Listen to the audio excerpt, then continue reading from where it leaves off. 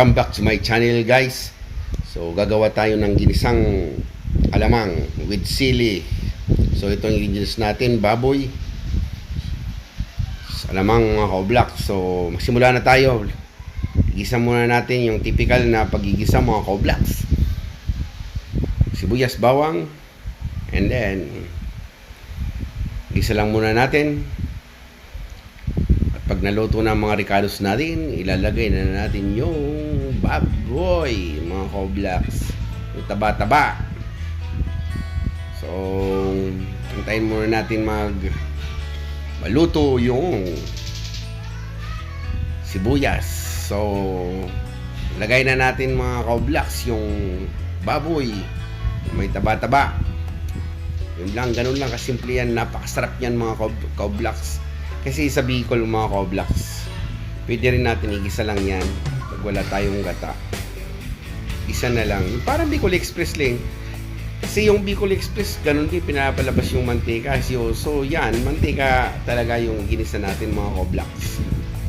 Pero masarap yan ng ka-oblaks. Lalo kung may mga, mamaya magbablads tayo ng mga gulay. Tulad ng talong mga ka-oblaks. Yun, napakasarap nun. Kombinasyon. Mamaya magbablans tayo ng mga gulay. Yan ang panimpla natin mga ka-oblaks. Ginisang alamang. Kung sa Bicol mga ka-oblaks, balaw na masiram. So yon mga ka-oblaks, kung hindi ka pa nakapag-subscribe sa channel ko, don't forget to subscribe my channel and pakiclick na rin ang bell button para updated kayo sa mga bagong videos mga ka-oblaks. So, pag naluto na natin to, pag luto na yung karne mga ka-oblaks, malambot na, ilalagay na natin yung alamang mga ka-oblaks. Mabaho pero napakasarap mga ka-oblaks yan.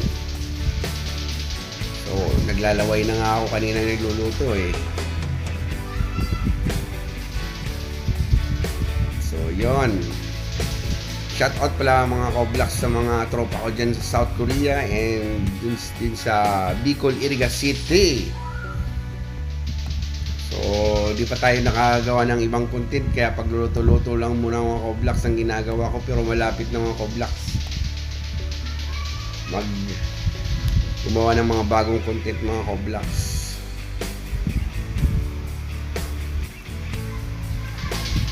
So, yun. Mukhang masarap to ah. Bakbakan na naman to. Sige, palutuin muna natin to mga ka-oblaks.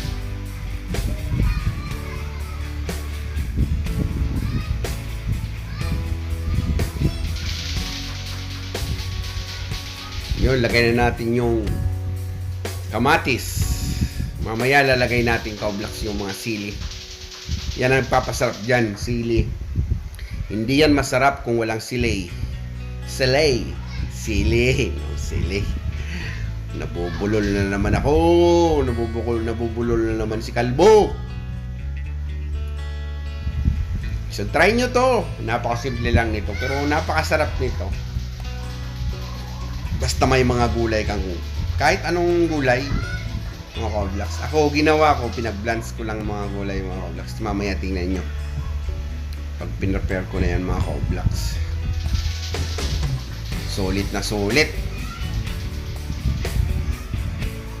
Pero pag ingat-ingat din sa mga cholesterol mga ka-oblaks, kasi yan na, nilagay na natin yung alamang or balaw. Yun oh, sarap na yan. Mapaparami na naman ang kain ko nyan. Huwag kayong matakot kain ng kain.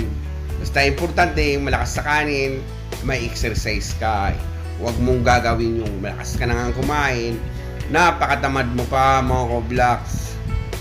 Kaya dapat galaw-galaw. Sa mga high blood dyan, bawal kayo sa medyo maalat katulad ko mga ka-oblaks. Kaya umiiwas tayo dyan.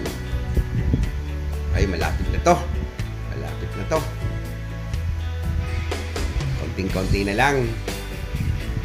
Yun oh. Napakasarap nito. Sabay kamay no, tapos malamig at tubig. Naku po. Ewan ko lang kung kakain ito yung anak ko. Malabo ata. Hindi, maraming mga gulay din ang niluto ko ngayon. Pinag-blends ko, tapos yan ang kombinasyon. Hindi ko alam kung mapakakain ba niyan si Pototoy. Yung anak ko, Vlogs. So yan oh, medyo masarap na. Ako po. Yan na. So, mga ka-vlogs, support my FB page. At saka itong channel na to, mga ka-vlogs, Sidmar TV. Para tuluyan na tayong kumita yun. Lalagay na natin yung sili. Yun ang masarap dyan. Sili. Hahay! Nangagat yan, mga ka-vlogs. Yan ang kombinasyon, no? Tingnan mo na, mga ka-vlogs. So, ayan na. Malapit na to. Tapos, yun, ipiprepare na natin yung mga gulay, yung mga ka-vlogs. Mapaparami. Lagyan natin yung kaunting asukal kasi medyo malat. Ayan na. So, ito na mga ka-vlogs. Okay na yan. Patayin na natin. I-prepare na natin mga ka-vlogs. So, ayan na. Ito na yung mga gulay, mga ka-vlogs. Pinag-blends ko lang yan. At may tirang chicken dito kanina.